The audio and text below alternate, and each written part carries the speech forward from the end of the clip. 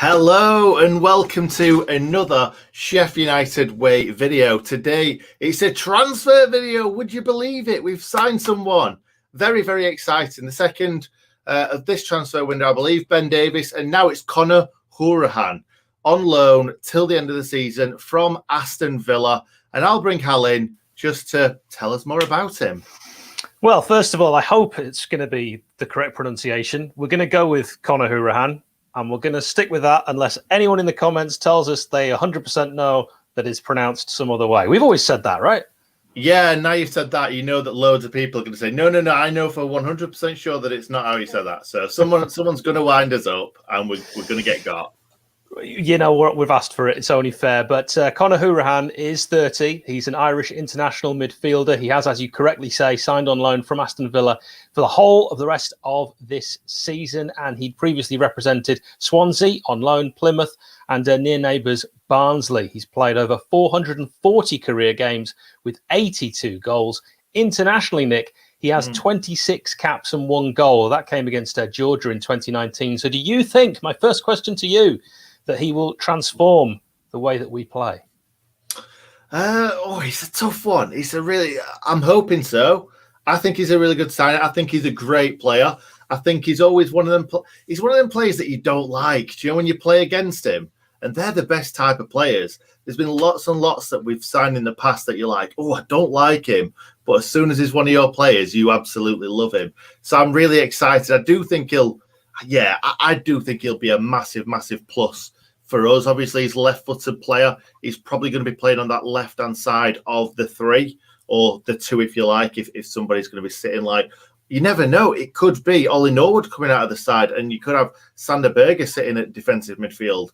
We don't know. But, I'm expecting him to kind of take Fleck's place, really, or at least battle it out with Fleck and Osborne. I think Osborne's got a bit of a rough end of the deal because he's not been given much of a chance recently in midfield. And now we've brought in HOURIHANE, which you're expecting is going to play that side. But yeah, he's got a great shot on him. He's a great passer of the ball. He takes free kicks. He takes corners. He can actually score from a free kick as well, Hal. I've seen him score from free kicks, which is very exciting because I can't remember the last time I saw a score from a direct free kick. We were talking about that at Luton. That's kind of the reason why I brought it up. I mean, the one that leaps to mind, was it even direct? It was that indirect free kick at Swillsborough. It's hard to think.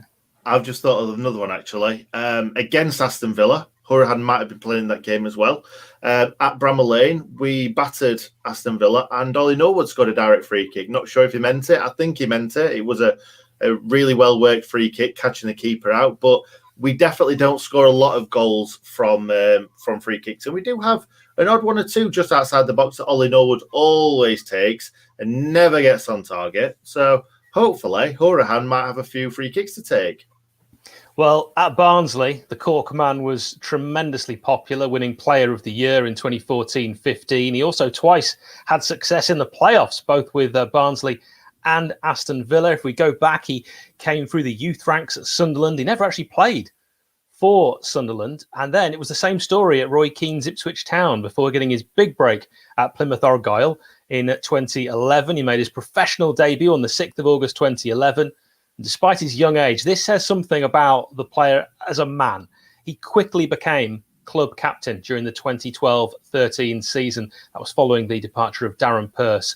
He joined Barnsley in 2014 for $250,000. Huge success, making 126 appearances, 32 goals. His form led to his big move, and on the 26th of January 2017, he joined Aston Villa, got a 3-year deal in the summer of 2019 as a reward for helping the Villa win promotion to the top flight.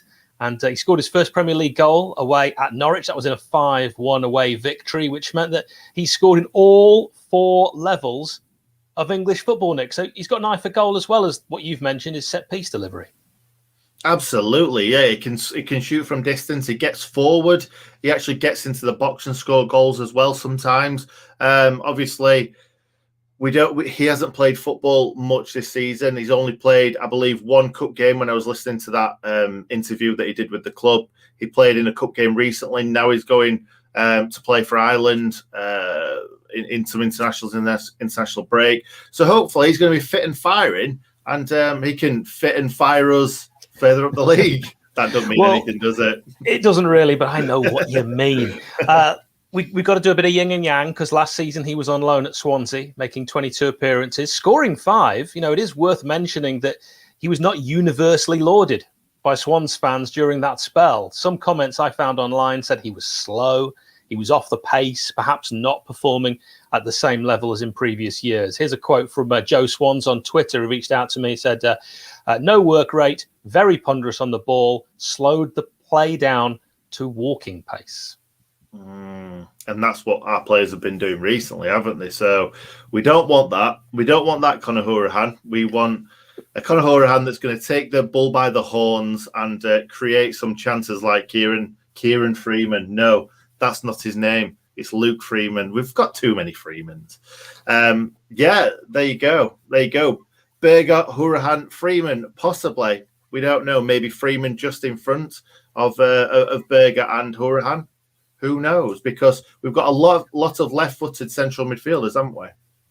Yeah, he's another one, and he'll be part of that option for Slav going forward. His contract at Villa expires on the 30th of June, 2022. If you want to kind of get a rough idea of what the options might be for us, maybe at the end of the loan, possibly, if he's done well, permanent deal. Absolutely, because really looking at the players that Aston Villa are signing, and they've just had that injection of 100 million into the club. They're probably not going to want to keep a 30-year-old midfielder that kind of is top-end Championship, but maybe not quite Premier League quality, or maybe just a stand-in. So they're going to want to kind of build a better squad, Aston Villa. So I can see us possibly, if CONOR Hourihane has a really good season, season for us, full season pretty much, then they will probably want to offload him. I completely agree. I mean, he's a midfielder who can play centrally, either as part of a 2, a 3, or he can play in that defensive, deeper role. He stands at what I would call a perfectly averagely heighted man, 5'9". You've already covered some of his qualities. So if you are just joining us, he's excellent at crossing. As Nick said, takes a superb free kick that actually beats the first man. Good passer of the ball, good technique. As mentioned before, he's a leader. He's got great stamina. Apart from at Swansea, other fans will say he has top work rate and determination. He's also got a decent long shot on him. And, we remember, I think what we're hoping here is, this is where I'm going with this, we remember Ollie Norwood when he arrived, that goal away at Brentford, the way he was dictating play. If you can get Hourihane playing like prime Norwood, and Norwood gets back on form. And the thing is, mate, because when we signed Norwood, I was looking at obviously compilations of him, as we always do as football fans when you sign a player, and I was seeing Norwood banging goals in from left, right, and centre all over the pitch. And then when we got him, fair enough, he scored that great goal against Brentford. He put some great crosses in, but I thought he was going to have more in his engine. Norwood, maybe he was getting on a little bit from when we watched kind of those sort of highlights of him. So maybe CONOR Hourihane might be in a similar kind of ilk, but we'll have to see. Do you want me to... I've obviously watched his interview with the club. Do you want me to go through a couple of quotes? Lay them on me. Yeah, so obviously talking about 𝐍𝐸𝐽𝐻, he played in the Aston Villa side that got beaten by 𝐍𝐸𝐽𝐻's Fulham. So he said he's really looking forward to bringing me in. He's got a great record in the Championship. When I was at Villa, he beat us in the playoff final. I know how his teams play, and they're really looking forward to getting going. So that's exciting. It's exciting that that's what 𝐍𝐸𝐽𝐻 is thinking about him. It's exciting that he's looking forward to playing football under 𝐍𝐸𝐽𝐻.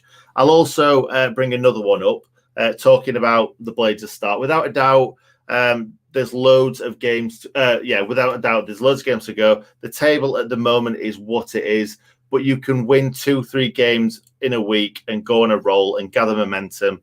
Awful lot to play for. And a lot of people who are Fulham fans, Watford fans, who have spoken about Slavisa 𝐍𝐸𝐽𝐻's teams, is that they can kind of play 5-6 games and only get a few points, and then they can go on a huge roll, like Conor's just said. And that's what he did at Fulham and at Watford. So I think a lot of people have written this team off. A lot of people outside Sheffield United have written our club off already. And there's a long way to go, a hell of a long way to go. So this is going in the right direction, I think, this sort of signing. But I'm still hoping for a couple more wingers or something like that. What do you think? Couldn't agree more. But like you've just said, this is going in the right direction. And if 𝐍𝐫𝐝 can get a tune out of him, he'll pull the strings. He'll make things happen. CONOR is going to be the player we've been crying out for quite a while. It's not just his ability to get forward that helped make him like an impact in his career early on, but he does have those defensive qualities to his game too. He's not a dirty player either. Having only been sent off 3 times, they were all second yellows. I'll give you his appearances in total: 462. I know it's a lot of games. 81 goals, 80 assists. So wow. you are getting with him both, plus that defensive side. 80 goals is magnificent in 400 and odd games for a midfielder. 81. All right, yeah. Sorry, I forgot about the one. Don't not the one off.